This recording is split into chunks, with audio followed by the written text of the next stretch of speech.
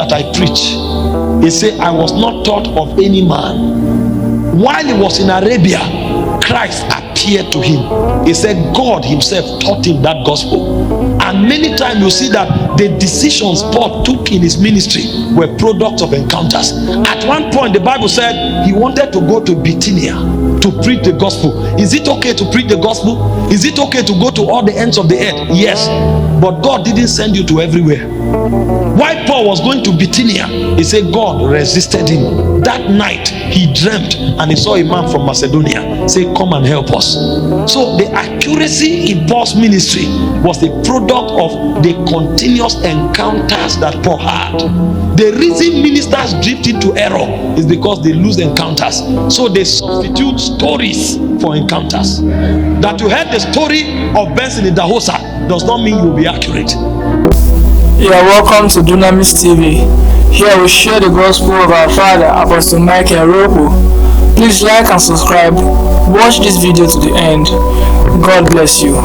So the reason encounters define ministry and the accuracy of a minister is because it is only by encounter that the standard of God can be shown to you. And if you don't see the standard of God again and again, you will drift into error. You will not know. And so every minister that made impact until they left the earth, they were men of continuous encounters. In fact, you grow based on the level of encounters you have. Your birthday on earth may be calculated into 365 days. Your birthday in the spirit is not calculated into days. It's calculated into the transitions that you have in the spirit. And every time a man sustains an encounter, he is sent to a higher realm. Encounters are the things that make you wise and old in the spirit, because it brings you the testimonies of light. Our world is not accurate anymore because men don't have encounters again. This is why you see a lot of fraternity, human connection. Because when you see that you are no longer having an encounter to command authority from the realm of God, you will need to stand with somebody else that look relevant, so that you can draw relevance from that person. In the days when encounters were common, men could decide to separate themselves and be in the wilderness until their day of showing forth. They didn't derive value from other men. They derived value from the encounters that they had. And so when John came from the wilderness, the Bible said he was the voice crying in the wilderness.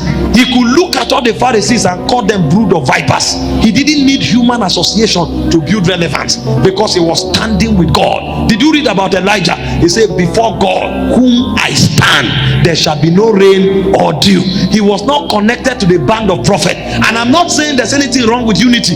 When the church gets mature, unity becomes one of the signs that we have attained maturity. But it is not fraternity in the flesh for self-preservation. It is a corporate existence for kingdom authority. Are we together? Encounters, when they are withdrawn, ministers become inaccurate, because only by encounter can you see the perspective of God. If I ask you today, when was the last time you had an encounter, you'll be shocked. This is why you are now affording to drift into error. This is why strange doctrines are beginning to make sense to you, because the doctrine are based on human perception, not based on kingdom alignment.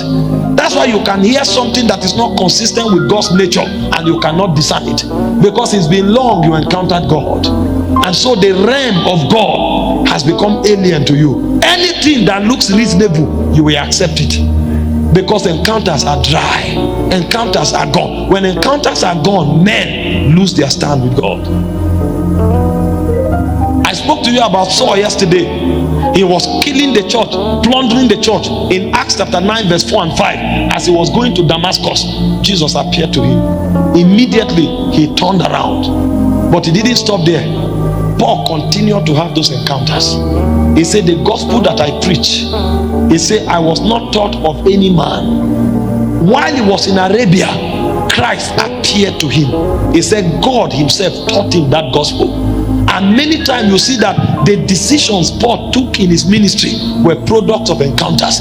At one point the Bible said he wanted to go to Bithynia to preach the gospel. Is it okay to preach the gospel? Is it okay to go to all the ends of the earth? Yes, but God didn't send you to everywhere. Why Paul was going to Bithynia, he said God resisted him. That night he dreamt and he saw a man from Macedonia say, come and help us. So the accuracy in Paul's ministry was the product of the continuous encounters that Paul had. The reason ministers drift into error is because they lose encounters. So they substitute stories for encounters. That you heard the story of Benson in Dahosa does not mean you will be accurate. That you hear the story of the great patriarchs from Southern Africa does not mean you'll be accurate. You need to have your own encounter. Samuel was in the house of Eli. He didn't serve God based on what Eli told him. He had his own encounter. And the voice of God gave him everything that he should live by. I tell you today, many people, especially young ministers who want to go into ministry, they've never met God. They have met men and they take the approval of men to start ministry. And so the guy goes for a conference, he insists for the prophet to lay hands on him, and he snaps the picture. He enlarges the picture and puts in his office, so that anybody who sees it, we know that this major prophet laid hands on him. Have you met God?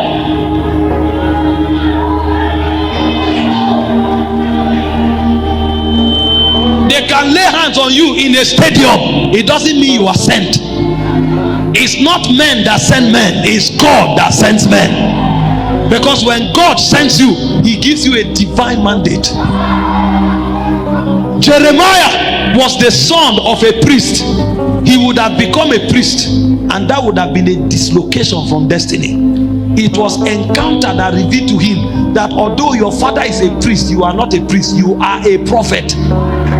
And he was not just called a prophet, the kind of prophet he was told him. You are not a prophet after the order of Moses.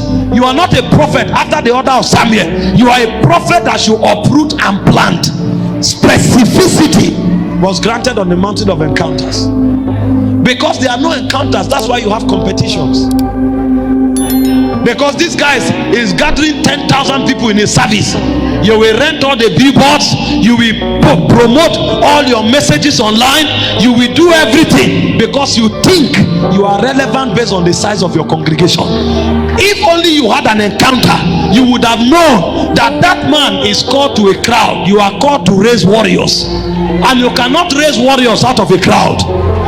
You may be able to raise only 50 warriors in 10 years. Your ministries are different. That man may have 1 million babies because God called him as a shepherd to provide covering to babes. You are not called for babes, you are called for warriors. Your congregation may be 50, but one man from your congregation may be equivalent to 1,000. So those 50 men are 50,000 in the eyes of God. If you don't have an encounter, you will be dislocated from destiny. You want to do what somebody else is doing. That one minister is traveling every day does not mean those who travel are those who are approved of God. Issachar will prosper in his travels. Zebulun will prosper in the tent. So why some people are traveling every day, some should reject invitations. Because their ministry is to sit on people so that they mature. Somebody else's ministry is to travel and set men on fire. If you don't have encounter, you'll be dislocated from your destiny.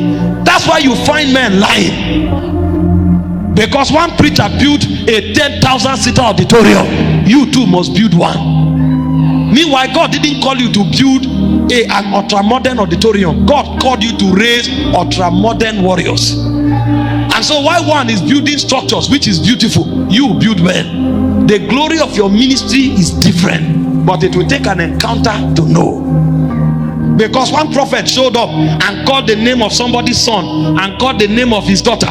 Everybody now wants to call people's names and phone numbers. And then when you can no longer do it, you now go on Facebook and copy people's details. And you too will come to church and say, you look at somebody's face, it resembles what you saw on Facebook. You now call him and begin to do caricature. Some churches today, when you come, they say fill your name outside and where you are coming from. When you fill your name, usher will quickly go to the back, copy the name, go and check you out on Facebook, get your details, your occupation. Maybe on Facebook they see you as a doctor. He will come back and call the name. I'm hearing Mopolenga. Who is that? And then you come out, they say, I'm seeing you are a doctor in the spirit. You are not in any spirit. You are on Facebook.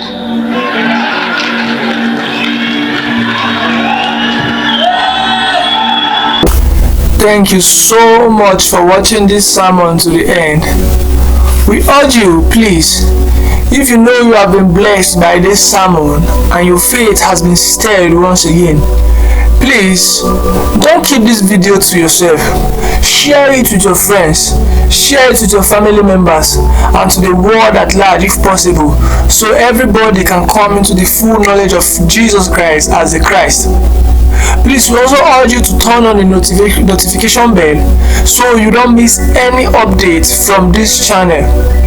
Please, we also urge you to subscribe to the channel so that as soon as we drop videos, you get notified, videos that can boost up your faith and make you win in this time. Thank you very much. See you next time. See you in the next video. Keep rooting strong in the Lord. Keep your faith in the Lord. The Lord will bless you abundantly. Amen.